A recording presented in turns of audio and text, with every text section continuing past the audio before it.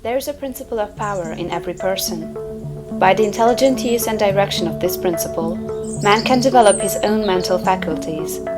Man has an inherent power by which he may grow in whatsoever direction he pleases, and there does not appear to be any limit to the possibilities of his growth.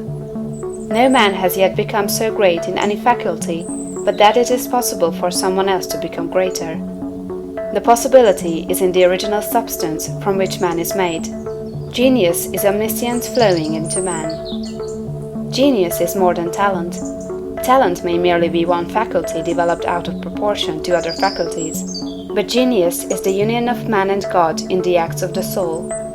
Great men are always greater than their deeds. They are in connection with a reserve of the power that is without limit. We do not know where the boundary of the mental powers of man is. We do not even know that there is a boundary. The power of conscious growth is not given to the lower animals. It is man's alone, and may be developed and increased by him. The lower animals can, to a great extent, be trained and developed by man. But man can train and develop himself. He alone has this power, and he has it to an apparently unlimited extent. The purpose of life for man is growth, just as the purpose of life for trees and plants is growth. Trees and plants grow automatically and along fixed lines. Man can grow as he will. Trees and plants can only develop certain possibilities and characteristics. Man can develop any power, which is or has been shown by any person, anywhere. Nothing that is possible in spirit is impossible in flesh and blood. Nothing that man can think is impossible in action. Nothing that man can imagine is impossible of realization. Man is formed for growth, and he is under the necessity of growing. It is essential to his happiness that he should continuously advance. Life without progress becomes unendurable, and the person who ceases from growth must either become imbecile or insane.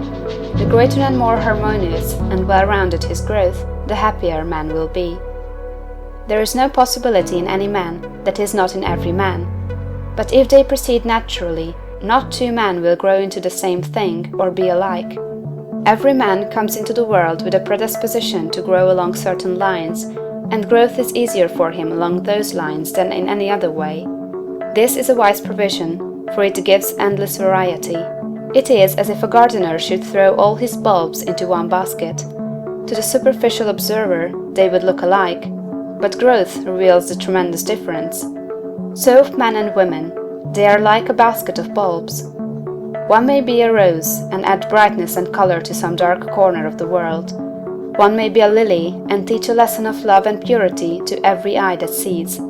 One may be a climbing vine and hide the rugged outlines of some dark rock. One may be a great oak among whose boughs the birds shall nest and sing, and beneath whose shade the flocks shall rest at noon, but everyone will be something worthwhile, something rare, something perfect. There are undreamed of possibilities in the common lives all around us in a large sense. There are no common people. In times of national stress and peril, the cracker-box loafer of the corner store and the village drunkard become heroes and statesmen through the quickening of principle of power within them. There is a genius in every man and woman, waiting to be brought forth. Every village has its great man or woman, someone to whom all go for advice in time of trouble, someone who is instinctively recognized as being great in wisdom and insight. To such a one, the minds of the whole community turn in times of local crisis. He is tacitly recognized as being great. He does small things in a great way. He could do great things as well, if he did but undertake them. So can any man. So can you. The principle of power gives us just what we ask of it. If we only undertake little things, it only gives us power for little things. But if we try to do great things in a great way, it gives us all the power there is. But beware of undertaking great things in a small way. Of that we shall speak farther on. There are two mental attitudes a man may take. One makes him like a football. It has resilience and reacts strongly when force is applied to it, but it originates nothing. It never acts of itself. There is no power within it. Men of this type are controlled by circumstances and environment. Their destinies are decided by things external to themselves. The principle of power within them is never really active at all. They never speak or act from within. The other attitude makes man like a flowing spring. Power comes out from the center of him. He has within him a well of water springing up into everlasting life. He radiates force, highest felt by his environment. The principle of power in him is in constant action. He is self-active. He hath life in himself. No greater good can come to any man or woman than to become self-active.